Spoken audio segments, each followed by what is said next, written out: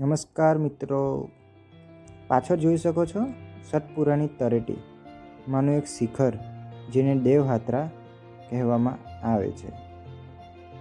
આ દેવસાત્રાને દેવછત્ર તરીકે પણ ઓળખવામાં આવે છે.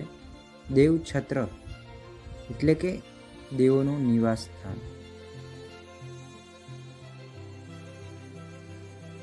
અહીં ગોહિલ રાજવંશ વખતનું પ્રાચીન મહાદેવનું મંદિર આવેલું છે. અહીં એક પર એક તળેટી એવી 3 તળેટીઓ પરથી ચડીને ઉપર આવ્યા છે અને મિત્રો પણ થાકી ગયા છે, જે પાછળ ધીમે ધીમે આગળ વધે છે. તમને ચૂલો દેખાયો, જ્યાં ભૂખ લાગે તો રાંધીને બધા જમે છે. આગળ જે આ દ્રશ્ય દેખાય છે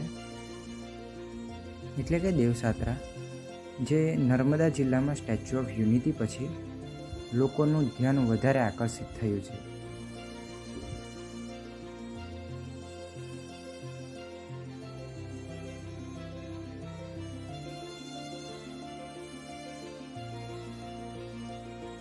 દેવછત્ર ભૂમિ પર પગને વિરામ આપ્યા બાદ હું આગળનું સૌંદર્ય નિહાળવા જલ્દી જ આગળ વધીશ.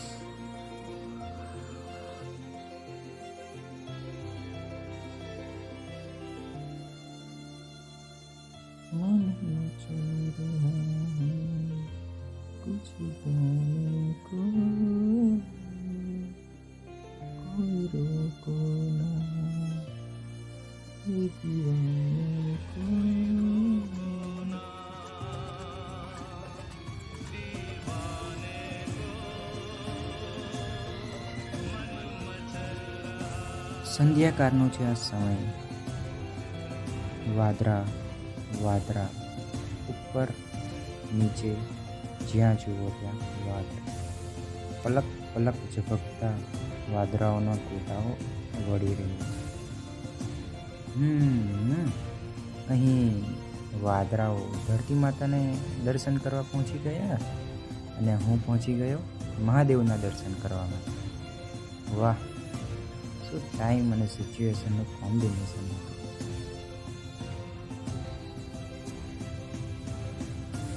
પશુ પક્ષીઓ, વૃક્ષો, નદી, વાદળાઓ ને આ પવન પણ ઓળખતો નથી.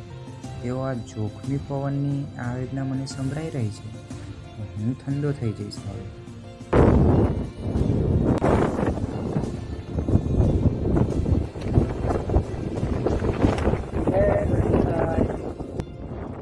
વાદળાઓ અને પવનોના ભયંકર યુદ્ધ વચ્ચે લાઇટ હોવા છતાં પણ આ દ્રશ્ય આપણે 2 થી 3 ફૂટના જોઈ શકતા નથી.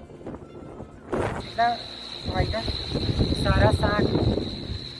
હા, એકદમ ટોપ પર છે.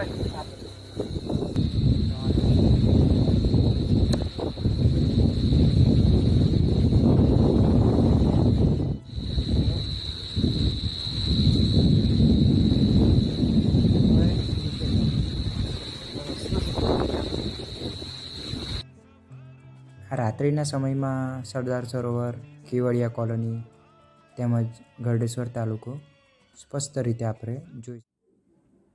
મિત્રો, આ એક દેવસાત્રાનો નાનકડો બ્લોગ મેં બનાવ્યો છે. તેને વિસ્તરણમાં હું બીજો બ્લોગ તૈયાર કરી રહ્યો છું. તેમાં ટાઈમિંગ, કયા રસ્તેથી જવું, સેફટી સાવચેતી, પ્લસ રાતના સમયમાં નહિવત પ્રવાસીઓએ દેવસાત્રાનો પ્રવાસ કર્યો હશે. તો એમાંનો હું એક છું. તો અમે રાતના ટાઈમે ઉપરથી નીચે આવ્યા છે. તો કઈ રીતના જોખમવાળો રસ્તો હતો એ રસ્તો પણ બતાવીશ. તેમજ આ દેવસાત્રા કંઈક ને કંઈક રીતને આપણા પ્રાચીન ઇતિહાસ સાથે જોડાયેલું છે. તો તેને લગતી વાત હું તમને આ બીજા વિડીયોમાં બતાવીશ. તો એ વિડીયો જોવા માટે સબસ્ક્રાઈબ ને લાઈક કરવાનું ભૂલતા નહીં. હું જરૂર તરત થોડા ટાઈમમાં આ વિડીયો બનાવું છું.